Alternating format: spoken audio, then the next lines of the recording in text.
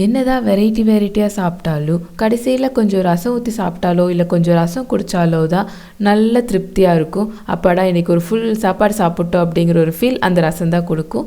அப்படி ஒரு சூப்பரான ரசம் ரெசிபி தான் இன்றைக்கி நம்ம பார்க்க போகிறோம். வணக்கம் and welcome to chef circle. இன்றைக்கி நம்ம வீடியோவில் ஒரு அட்டகாசமான தக்காளி ரசம் ரொம்ப சிம்பிளாக ஈஸியாக எப்படி செய்கிறதுன்னு பார்க்கலாம். இந்த தக்காளி ரசம் செய்கிறதுக்கு ஃபஸ்ட்டு 3 நல்லா பழுத்த தக்காளியை ஒரு 4 கட் பண்ணி வச்சுருக்கேன். அதை ஒரு பாத்திரத்தில் சேர்த்துக்கலாம். நான் இங்கே பானை யூஸ் பண்ணியிருக்கேன். இதில் ஒரு 500 மில்லிலிட்டர் அளவுக்கு தண்ணி சேர்த்துட்டு இதை கவர் பண்ணி தக்காளி நல்லா வெந்து வர அளவுக்கு வேக வச்சுக்கலாம். ஒரு 5லேருந்து 10 நிமிஷம் ஆகும். நல்லா கொதிச்சு வந்ததுக்கப்புறம் இதை ஃப்ளேம் ஆஃப் பண்ணிவிட்டு ஓப்பன் பண்ணி ஆற வச்சிடலாம். தக்காளி அந்த நல்லா ஆறி வந்துவிட்டு நீங்கள் தக்காளி தனியாக எடுத்து வச்சு கூட ஆற வச்சிடலாம், சீக்கிரம் ஆறிடும்.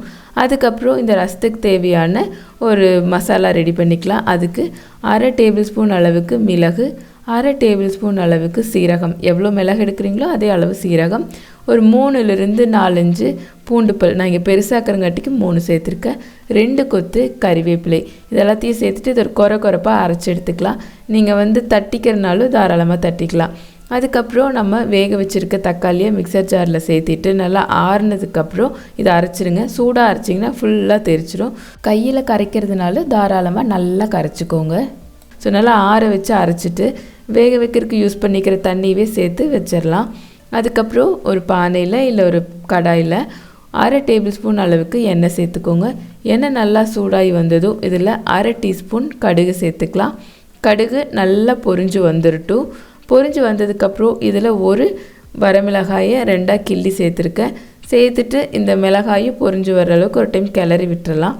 அதுக்கப்புறம் இதில் நம்ம அரைச்சி வச்சுருக்க மிளகு, சீரகம், பூண்டு, கருவேப்பிலை இதெல்லாத்தையும் சேர்த்துட்டு இது கூட 1/2 டீஸ்பூன் பெருங்காயத்தூள் சேர்த்துக்கலாம். இது எல்லாத்தையும் ஒரு டைம் ஒரு 30 செகண்ட்லேருந்து 1 நிமிஷத்துக்கு நல்லா கிளறி விட்டுடலாம். அதுக்கப்புறம் இதில் நம்ம அரைச்சி வச்சுருக்க தக்காளியும் அந்த தண்ணியையும் சேர்த்துக்கலாம். இது கூட இன்னொரு 1/2 லிட்டர் தண்ணி சேர்த்துக்கோங்க, அப்போ கரெக்டாக இருக்கும். இதில் தேவையான அளவு உப்பு சேர்த்துக்கலாம். நீங்கள் மஞ்சத்தூள் வேணும்னா கொஞ்சம் சேர்த்துக்கோங்க, அது ஆப்ஷனல் தான். இல்லை உங்களுக்கு அந்த ரசம் அப்படியே அந்த தக்காளியோட அந்த கலர்லேயே வேணும் அப்படின்னு சொன்னால் மஞ்சத்தூளை அவாய்ட் பண்ணிக்கோங்க. இது எல்லாத்தையும் நல்லா மிக்ஸ் பண்ணி விட்டுட்டு இதை அப்படியே கொதி வர்ற வரைக்கும் இதை குக் பண்ணிக்கலாம். இப்போ கொதி வர ஸ்டேஜில் நீங்கள் ஃப்ளேம் ஆஃப் பண்ணிடுங்க. நான் பானையில் வச்சுருக்கிறங்காட்டிக்கு நான் ஆஃப் பண்ணாலும் அது கொதிச்சுட்டு தான் இருக்கும். இப்போ கடைசியாக கொஞ்சம் கொத்தமல்லி தழை தூவி நல்லா மிக்ஸ் பண்ணி விட்டுருங்க. அவ்வளோதாங்க, ஒரு சூப்பரான தக்காளி ரசம் ரெடி.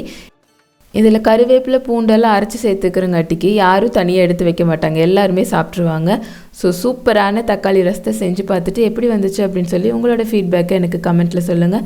ப்ளஸ் உங்களோட சப்போர்ட் இல்லாமல் எதுவுமே பாசிபிள் கிடையாது. ஸோ இது வரைக்கும் நம்ம சேனலை நீங்கள் சப்ஸ்கிரைப் பண்ணலை அப்படின்னு சொன்னால் மறக்காமல் சப்ஸ்கிரைப் பண்ணுங்கள்.